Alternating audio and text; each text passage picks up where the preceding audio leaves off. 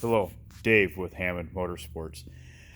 Want to take a little bit of time. I've been getting some questions about how to measure some of the stuff in the rear end, like the amount of rear steer we're getting, the amount of wheelbase loss, cage timing, things like that.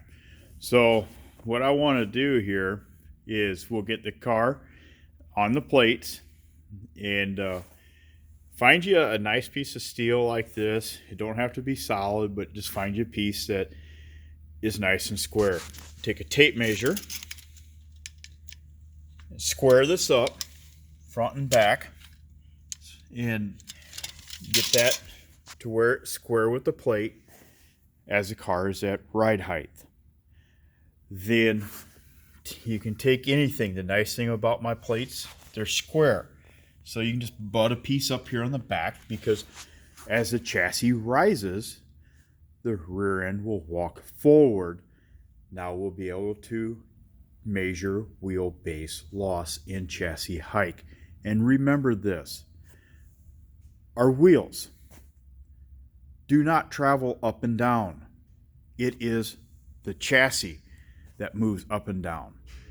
So this way we can really get in here and measure everything accurately. What we'll want to do is get the car kind of in some dynamic position first. Now I got the right front spring out, as you can see up there.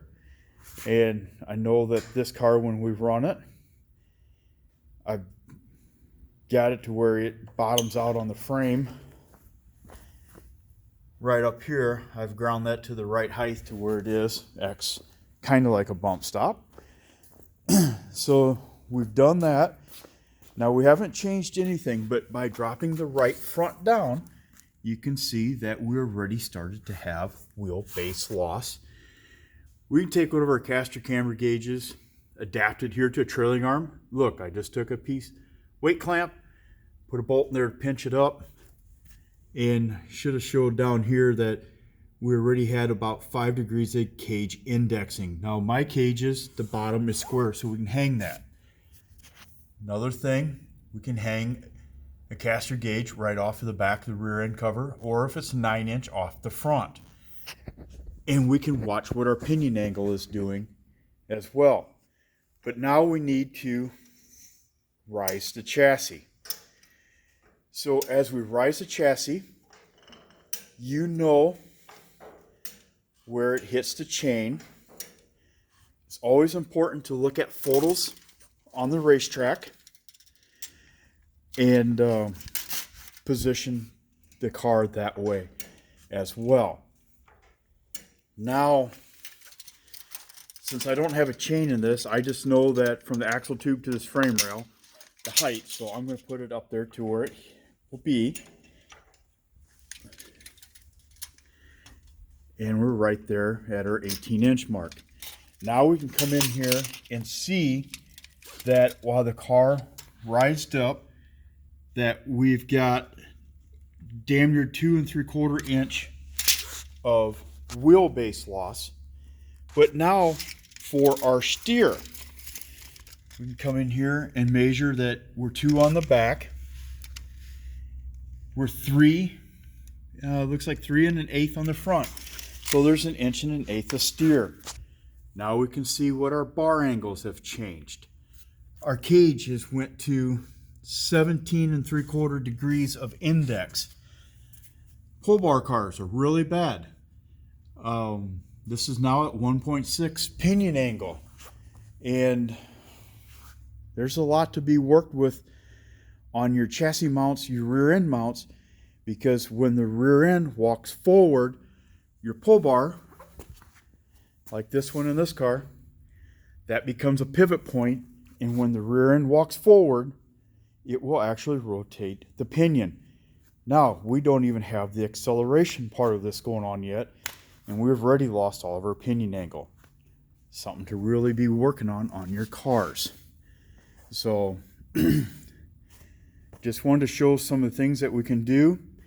It's very important to know what exactly the rear steer is, what our wheelbase loss is, what our bar angles are doing. And you obviously you want to do this on both bars. I just got a couple on here.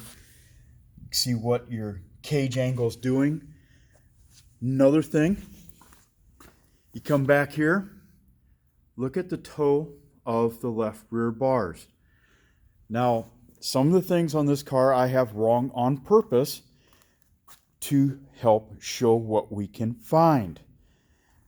Now, I will be changing this car over and putting this cage on here with the brake, and that will actually help the way I've measured it up and fix some of this toe issue. But just wanted to show a video of what we can do in the rear end of the car with the setup plates.